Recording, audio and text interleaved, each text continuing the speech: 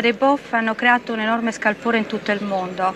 La maggioranza del pubblico forse non sa bene cosa sia la teologia della liberazione e perché lei in essa veda tanti pericoli.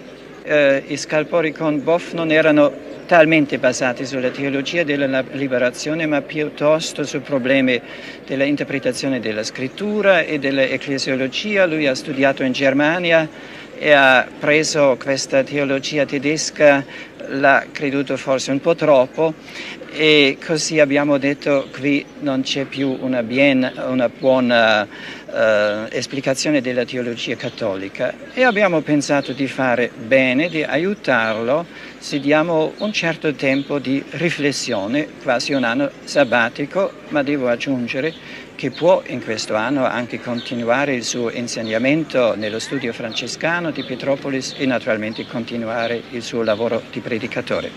Ma adesso la teologia della liberazione si tratta del problema della relazione tra politica, problemi sociali e fede. Naturalmente c'è una relazione fondamentale, la fede è impegno sociale, impegno per i poveri. Il problema è questo come si deve comprendere e spiegare questa relazione.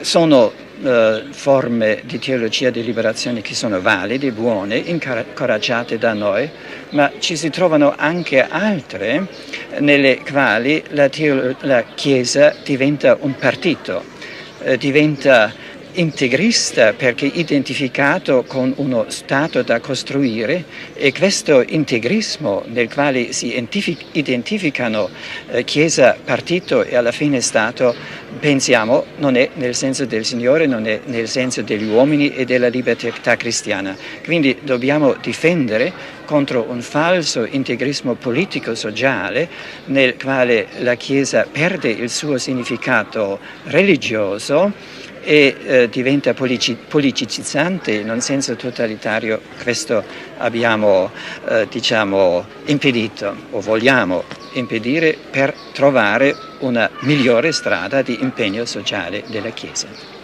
Se un giorno la teologia non crede più alla realtà della risurrezione, ma la risurrezione diventa soltanto una idea degli apostoli che devono continuare questo lavoro, non confessa più la realtà della divinità di Gesù e finalmente non predica più un Dio che ha un reale potere di inserirsi nella nostra vita. Se abbiamo una teologia così, anche la Chiesa non può più vivere, è soltanto un programma nostro senza un vero valore. Maria, Deus abençoe. Então, esse vídeo aqui recente do Bento XVI é a respeito da teologia da libertação e a questão que ele teve, o problema que ele teve com o Leonardo Boff. Para quem não sabe, o Leonardo Boff, ele foi excomungado e depois ele pediu renúncia como padre. No Bento XVI, nesse contexto aí, ele aborda que tem uma parte da teologia da libertação que deve ser considerada. Provavelmente, ele fala isso nos seus livros e no que ele escreveu ao longo da sua história. Mas é evidente que ele criticava muito a teologia da libertação. Certo? E teve esse processo todo com o Leonardo Boff, que a maioria das pessoas conhece. Agora você vai assistir um vídeo em que o Leonardo Boff, ele fala que ele teve uma profunda amizade com o Bento XVI. Eles eram amigos íntimos, segundo o Leonardo Boff. Assista, depois eu vou fechar essa reflexão falando o que é que essas pessoas todas têm em comum. Tem que contar para eles que a congregação era presidida por Ratzinger, que depois foi o Papa Bento XVI. Você chegou a se encontrar com ele? Era meu amigo, amigo pessoal meu. Tanto que para ele o único teólogo que valia na América Latina é o Boff. Olha. Porque estudou na Alemanha, é sério, cita os padres da igreja, a tradição. E por que ele então fez isso com você? Quando chega em Roma, Sim. Marcelo, isso é uma coisa curiosa. Sim. Quem é progressista vira conservador. Quem é conservador vive reacionário. E quem é reacionário vira fundamentalista. O que acontece lá? Que água que tem ali? Tem um vírus, tem uma enzima em Roma que transforma as pessoas. Que coisa. Não, Roma tem uma enzima... Isso você atribui a quê? O Vaticano, né, para quem nunca foi, é um lugar gigantesco, né, com muitos funcionários. É um lugar onde, aliás, você vê o poder, que é essa poder. palavra que você usa bastante. Mas veja, Marcelo, o Vaticano, mais do que aqueles palácios, é uma atmosfera, é um espírito de poder, com aquela pompa, aquelas roupas e aquelas submissões um ao outro. Verdadeira corrupção, a gente sabe, porque eu tinha amigos lá dentro. Se você quer conquistar as benevolências de um cardeal, você leva umas joias para ele que ele repassa para a família. Ou então você conta coisas de outros cardeais que ele não sabe, porque eles conhecem as coisas. Mas Conta isso pra tudo ele. não é pecado, Leonardo? Mas lógico, mas virou cultura. Mas é uma cultura. Virou cultura. Tem mais de 1.100. Então, ultimamente, nós temos várias questões polêmicas relacionadas ao Júlio Lancelotti, ao padre José Eduardo, né, envolvendo a justiça. E aí, o que eu quero dizer, né? O que é que padre Júlio Lancelotti, padre José Eduardo, Frei Gilson, o Leonardo Boff, Bento XVI, Papa Francisco, o que é que essas pessoas, esses sacerdotes, os papas, né? O que eu percebo, por exemplo, o Bento XVI era uma pessoa muito educada. Você vê a forma que ele fala do Leonardo Boff, não é uma forma depreciativa. O Bento XVI, inclusive, era uma pessoa um pouco tímida, né? Ele era tímido, um alemão, mas ele era muito tímido. O Leonardo Boff, inclusive, fala isso. Então, a forma como essas pessoas falam a respeito, até a questão da teologia, apesar de falar a palavra, muitas vezes a palavra inferno, diabo, condenado, descondenados, mas essas pessoas elas têm um temperamento, um respeito para falar essas questões. O Padre Paulo, antes ele era mais temperamental para falar sobre muitas coisas. Vocês percebem nos vídeos antigos dele. Hoje ele é mais sábio, apesar de que ele ainda fala as coisas na mesma linha de pensamento, na mesma defesa. Mas, na minha opinião, ele é mais sábio para argumentar.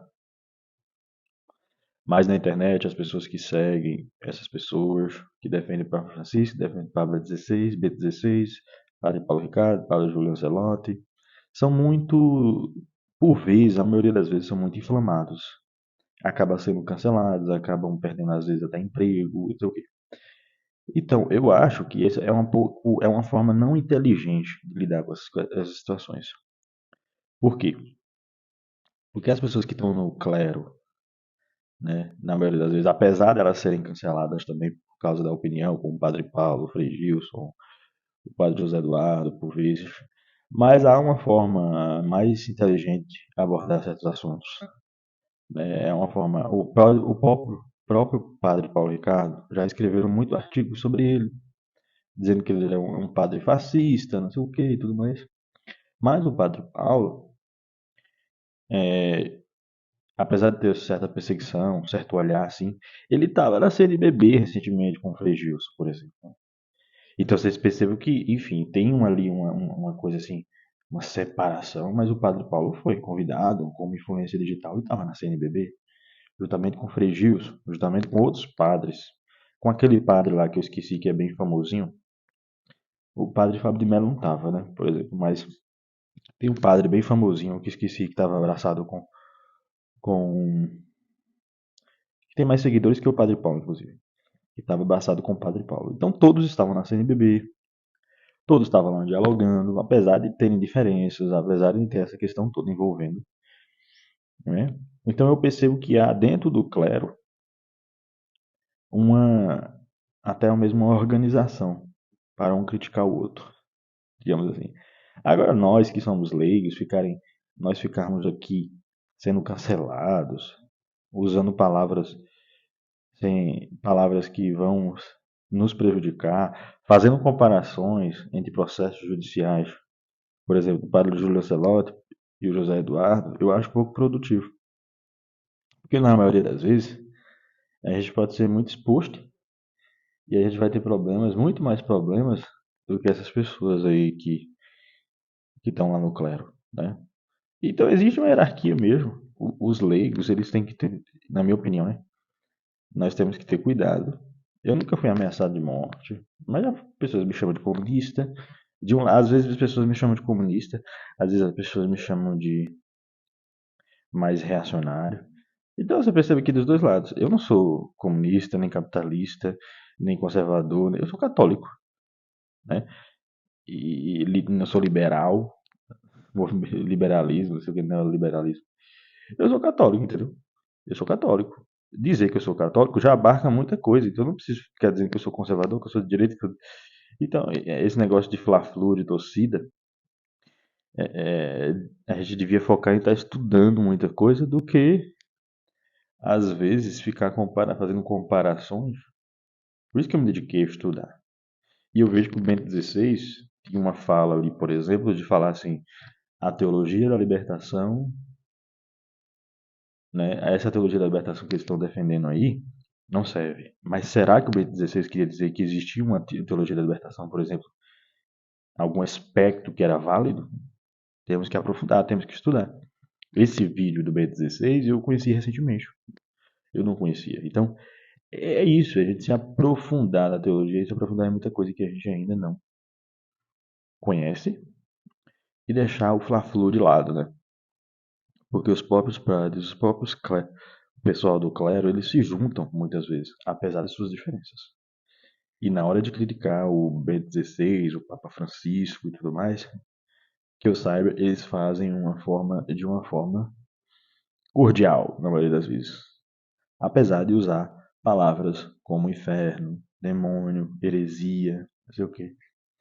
Já os leigos têm uma forma rasteira de lidar com as coisas na maioria das vezes. E é essa a reflexão sobre isso.